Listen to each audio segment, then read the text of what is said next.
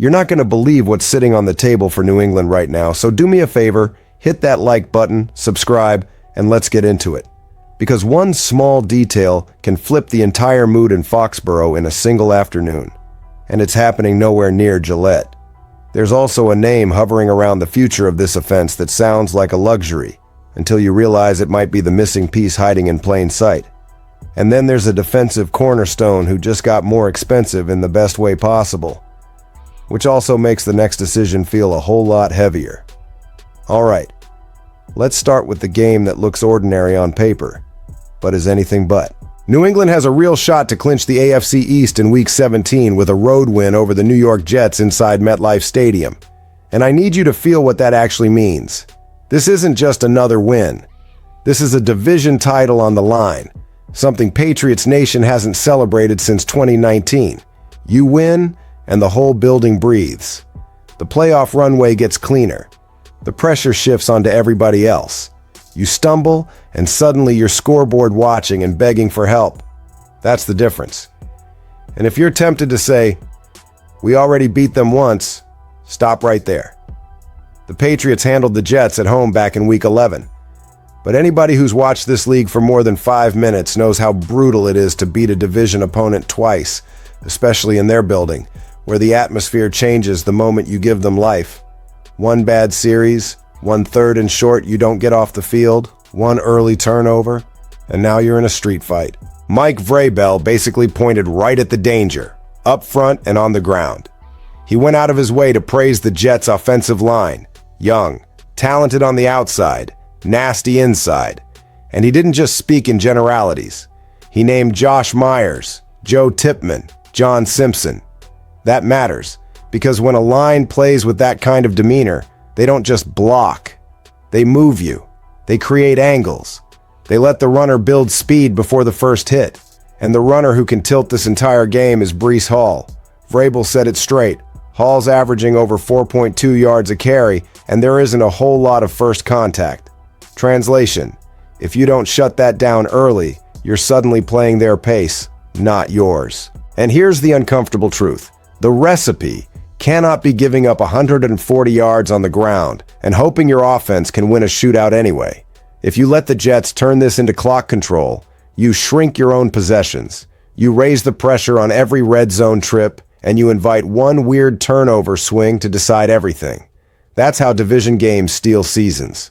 So New England has to win the little things that turn into big things. Set the edge, tackle cleanly, and don't let 4-yard runs become 7. Make them earn every inch.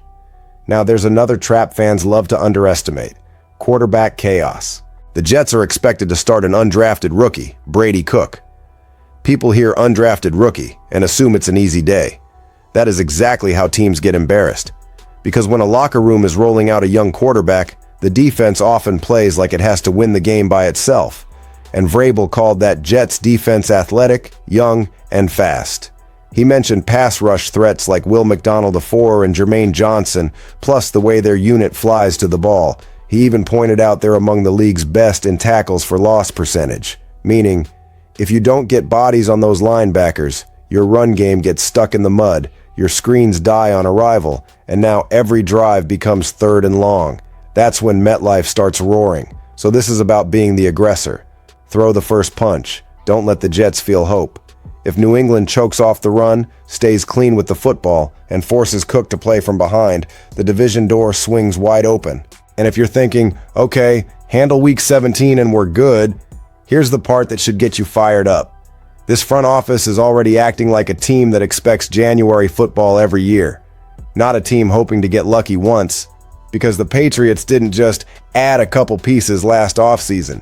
They went shopping like a contender. They were free agency's biggest spender, and the returns have been loud. Offensively, Stephon Diggs has added real teeth to this passing attack, Mac Hollins gives you size and reliability, and Morgan Moses has helped stabilize the right side. Defensively, Milton Williams, Harold Landry, Robert Spillane, and Carlton Davis didn't just join the team, they raised the floor immediately. And it's not just the headliners. The under-the-radar signings have mattered in the exact way winning teams need. Khyiris Tonga and Kelevon Chason have been stout against the run and disruptive. Jack Gibbons has been a steady rotational linebacker, and Garrett Bradbury has been the definition of clean football. Nearly 900 snaps without allowing a sack and without getting flagged. That kind of boring excellence is how you keep your quarterback upright in December and keep drives alive when the game gets tight. So when you hear New England is already scanning the next free agent class, it's not greed. It's the plan. It's how you take a good season and turn it into a real playoff run. And one name that keeps fitting the puzzle is tight end David Njoku. Now, Njoku was floated as a trade deadline idea, but free agency might make even more sense. Here's why. The Patriots clearly like living in two tight end sets. They want 12 personnel. They want to force defenses into heavier looks, then punish matchups down the seam and squeeze people in the red zone. Hunter Henry gives you reliability and route savvy, but the other side of that pairing has been quiet. Austin Hooper has played a lot, more than 50% of snaps in 10 games, but he's only got 16 catches on the year, and only 3 in the last month and a half. That's not enough impact for how this offense wants to live. If the Patriots are serious about maximizing Drake May, they need more juice from that spot. More stress on linebackers. More easy answers when the defense takes away your first read. That's why Njoku is so tempting. Yes, he's turning 30 in the summer. Yes, he's in the middle of a down year. But the skill set is still the point. Speed, athleticism, seam threat, and the ability to create problems for defenses that can't match up in space. Put him next to Hunter Henry in 12 personnel, and you're forcing defenses to pick a poison. Stay heavy and get stretched up the seam, or stay light and get bullied in the run game. Either way, May gets cleaner reads, more chunk play opportunities, and better spacing when the field tightens in the red zone.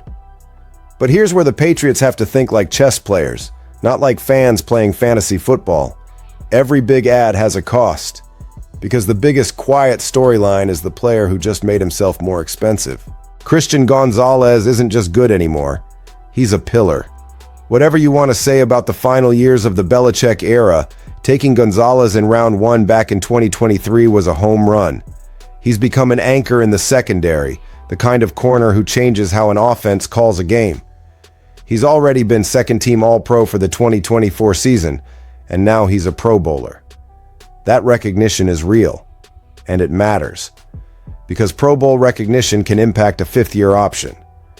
According to Evan Lazar of Patriots.com, Gonzalez's fifth-year option would now cost $17.5 million next offseason. That number hits differently because fans immediately start looking ahead. Drake May's fifth-year option decision timing is coming in 2027, and people start doing that nervous math. But here's the counterpunch. The salary cap is only going up, and dominant corners do not grow on trees. We've seen what the defense looks like without Gonzalez, and we've seen how much better it becomes when he's on the field. He gives you flexibility. He gives you confidence. He lets you be aggressive because you trust the back end. So to me, the move is clear. Pick up the option and then move quickly toward an extension before it turns into a drawn-out drama season. Lock the cornerstone in, keep building. Don't get cute with something this important. And speaking of building, the way too early 2026 draft look is basically pointing a neon sign at the same issue the eye test keeps showing. The offensive line still needs reinforcements. Morgan Moses has been serviceable as a 2025 stopgap right tackle, but he's 34. And you can't build the future on short-term patches forever. Not when Drake May is playing like an MVP candidate and you're trying to turn this into an era. Sacks and a lack of running lanes have been major problems at times, and that's how promising seasons get derailed. You can't keep asking May to play hero ball in mud. So in this early mock draft scenario, New England goes right tackle in round 1 at pick number 30 with Clemson's Blake Miller, 6'6", 313, someone with the tackle frame, right tackle experience, and the adaptability he showed in an emergency stint at left tackle. Then in round 2 at number 57, the projection chases the missing ingredient, sacks.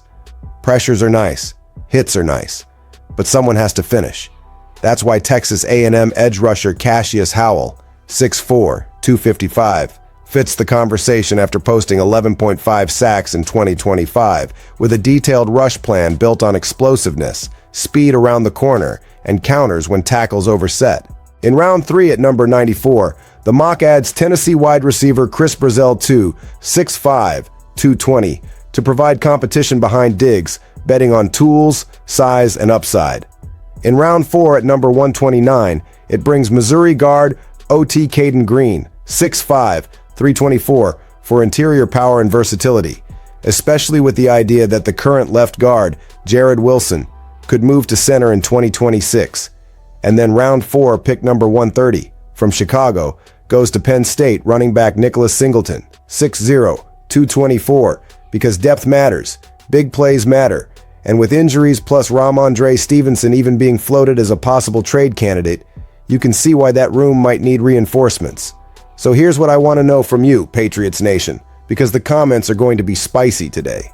If the Patriots handle business in Week 17, what's the biggest next step move for this era? Clinching the division and setting the tone? Chasing a tight end like Njoku to supercharge the offense? Locking up Christian Gonzalez long-term? Or going all in on the trenches in the 2026 draft? Drop your take in the comments. And if you ride with New England every single day, smash that like button, subscribe, and join us for the run, because this is exactly when seasons turn into legacies.